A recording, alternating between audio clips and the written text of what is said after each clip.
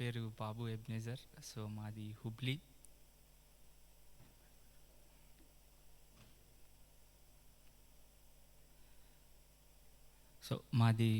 So మేము we are from Karnataka.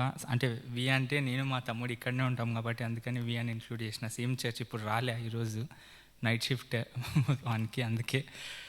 So మేము కర్ణాటక నుంచి. అంటే చాలామంది అడుగుతారు డౌట్, కర్ణాటక నుంచి కదా, కన్నడ మాట్లాడు, కన్నడ నేర్పి అని. కానీ కన్నడ మా మదర్ టంగ్ తెలుగునే, కానీ మేము బార్న్ అండ్ బాటప్ కర్ణాటకలో. అంటే మా పేరెంట్స్ కూడా బార్న్ అండ్ బాటప్ కర్ణాటకలోనే. మై గ్రాండ్ పేరెంట్స్ వాళ్ళు మైగ్రేట్ అయినారు కర్ణాటకకి జాబ్ దాని మీద, అంటే గవర్నమెంట్ జాబ్ దాని మీద.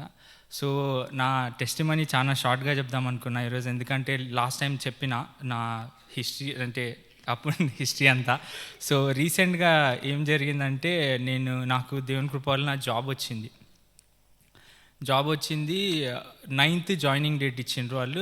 Ebenezer, are you okay to join on 9th అంటే నేను అబ్బా సాలరావా 9th వచ్చింది జాబ్ అని, I'm very happy to join on 9th అని నేను వాళ్ళకి కన్ఫర్మేషన్ ఇచ్చిన. సో వాళ్ళు ఆఫర్ లెటర్ కూడా 9th అనే మెన్షన్ చేసినారు. సో తర్వాత ఏమైందంటే, ఇంకా నాది 7th ఫ్లైట్ ఉన్నది ఇండియా నుంచి. నేనేంటంటే మా డాడీ రిటైర్మెంట్ ఉన్నది, హౌస్ వార్మింగ్ సెరమనీ కూడా ఉన్నది. సో దేవుని కృప వలన అద్భుతంగా అయినాయి అన్నీ. ఇక్కడ నుంచి పోవడం కానీ, అంటే ఆ ఈవెంట్స్, అంటే ఆ ఫంక్షన్స్ కానీ అన్నీ చాలా బాగా జరిగినాయి. కానీ ఏంటంటే ఇంకా ఆ వార్ స్టార్ట్ అయింది. నాకు ఎక్కడనో డౌట్ ఉన్నది, ఎక్కడనో అంటే ఏదో ఒక దగ్గర ఏమొకటి అవుతుందని కొంచెం డౌట్ ఉండే నాకు. డౌట్ ఉన్నప్పుడు నేను అయినా కూడా ఏం కాదు అని, ఫ్లైట్ టికెట్స్ కూడా ఫుల్ ఎక్స్పెన్సివ్ ఉన్నాయి, అయినా కూడా మా తమ్ముడు ఎట్లయినా చేయాలని చేసేసినాం flight ticket, IndiGo flight. So నేను అంటే ఒకసారి కొంచెం ఫూలిష్గానే అనిపించింది, ఎందుకంటే ఆ ఫ్లైట్ రూట్ చెక్ చేసిన, అంటే ఎట్లా ఫ్లై అవుతుంది అని నావిగేషన్ చూపిస్తుంది కదా ఏ రూట్ తీసుకుంటుందని. ఆ ఇండిగో ఫ్లైట్ అయితే Kochi to Delhi, Delhi to Istanbul, Istanbul to Dublin. So దాంట్లో హైలైట్ ఏంటంటే, అది కోచి నుంచి ఇస్తాన్బుల్ పోయే రూట్, అంటే ఢిల్లీ నుంచి ఇస్తాన్బుల్ పోయే రూట్. అది చూస్తే ఇరాన్కి టచ్ అయిపోతుంది, అది కార్నర్లో టచ్ ఆ రూట్ క్లియర్గా చూపిస్తుంది, అది ఇరాన్కి టచ్ అయిపోతుందని. సో అయినా కూడా మేము అంటే ఇంకా ఎంత డెస్పరేట్ అంటే 9th జాయిన్ కావాలి వాళ్ళకి.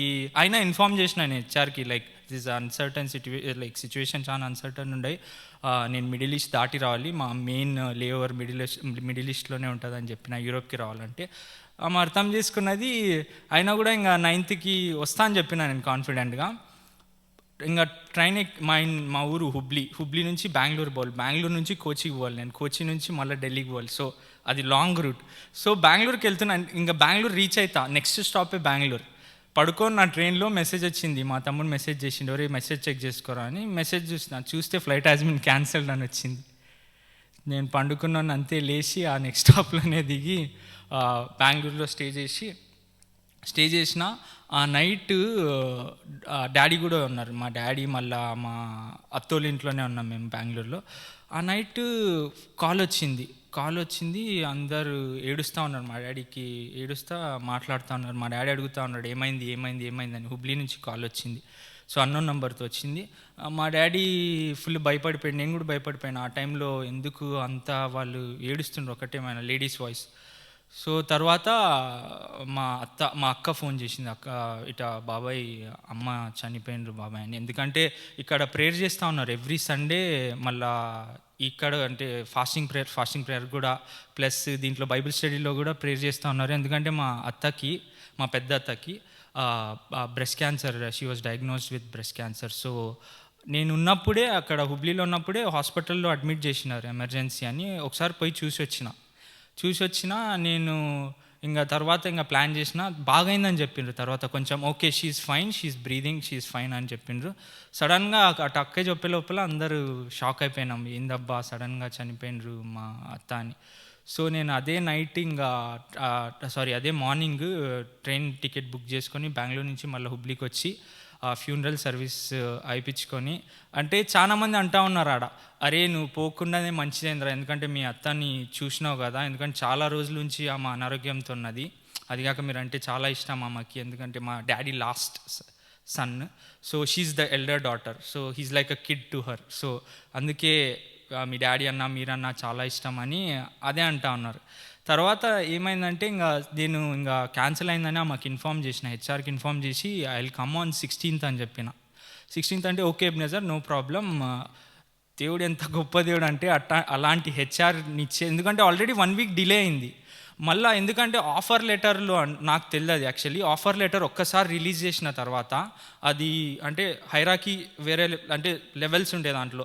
సో వీపీ నుంచి మళ్ళీ డైరెక్టర్ నుంచి మళ్ళీ హైరింగ్ మేనేజర్ నుంచి అన్నీ అప్రూవల్ అయ్యి ఆ డేట్ ఫిక్స్ చేసి వాళ్ళు ఇస్తారు. సో ఆమె చేంజ్ అంటే నో ప్రాబ్లం 16th వచ్చాను. అది 16th ఫ్లైట్ బుక్ చేసుకున్నా, Emirates flight, with the help of Jona, Manoj and Pavan. So వాళ్ళు బుక్ చేసిండ్రు. సో 16th వెళ్ళాలి. నేను వెళ్దామని ప్రిపేర్ అయినా 16th. అంటే హుబ్లీలోనే ఉండా. నైట్ ట్రైన్ ఉంది Bengaluru to Dubai to Dublin train. Morning మళ్ళీ మెసేజ్ వచ్చింది ఫ్లైట్ హ్యాస్ బీన్ రీషెడ్యూల్డ్ అని. సో ఫ్లైట్ రీషెడ్యూల్ అయిపోయింది. సో నేను సండే నైట్ ఇక్కడ ఉండాలి, 16th మార్నింగ్ ఇక్కడ ఉండాలి. మార్నింగే జాయినింగ్ కావాలి నేను. మార్నింగ్ ఫ్లైట్ ల్యాండ్ అవుతుంది, అది క్యాన్సిల్ అయిపోయింది. క్యాన్సిల్ అయిన ఫ్లైట్ రీషెడ్యూల్ ఎప్పుడైందంటే 17th అయింది. మళ్ళా 17th అయింది. నాకు ఫుల్ ప్యానిక్ అయిపోయినా. ఈసారి అడగాలన్న హెజిటేషన్ ఉంటుంది కదా, ఆల్రెడీ 2 weeks పోస్ట్పోన్ చేసిండ్రు, 3rd week ఎందుకు చేస్తారు వాళ్ళు పోస్ట్పోన్డ్.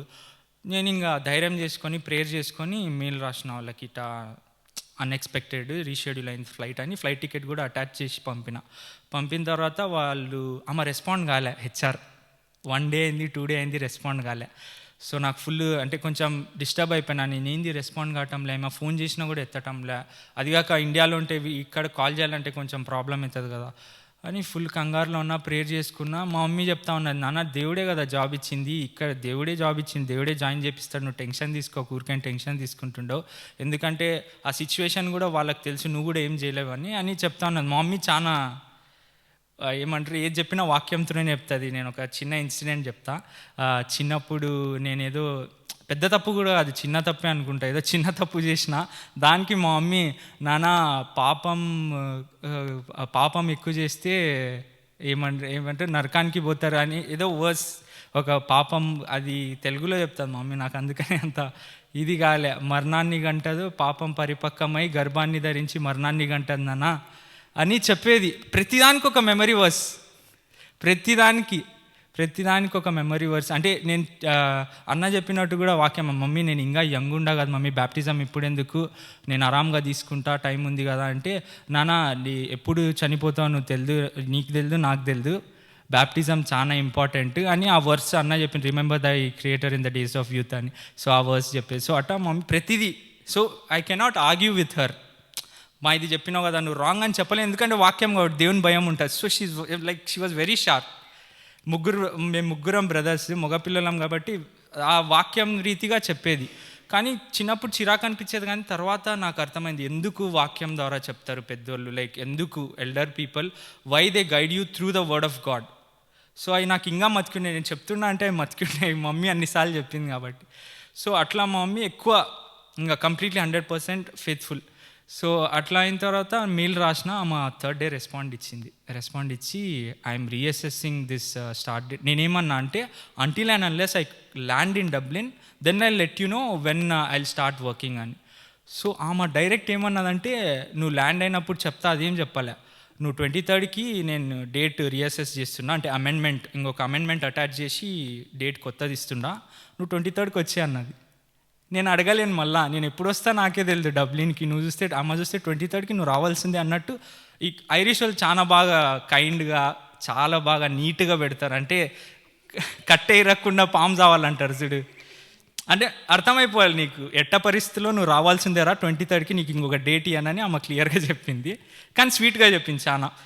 సో ఇంకా టెన్షన్ అయిపోయింది. దాంట్లో ఇంకా ఏం చేసినా అంటే ఫ్లైట్ రీషెడ్యూల్ అయింది, కానీ అదొక భయం. ఇంకా కొంచెం ధైర్యం చేసుకొని బెంగళూరు పోయినా, ఎయిర్పోర్ట్ కూడా పోయినా, కాల్ చేసిన వాళ్ళకి, ఫస్ట్ ఎయిర్లైన్స్ వాళ్ళకి, పోండి సార్ ఏం ప్రాబ్లం లేదన్నారు. నేను ట్రైన్లో పోయే టైమే ఆయిల్ ట్యాంకర్కి మిసైల్ అటాక్ అయింది ఎయిర్పోర్ట్లోనే, ట్రైన్లో వెళ్ళే టైంలోనే.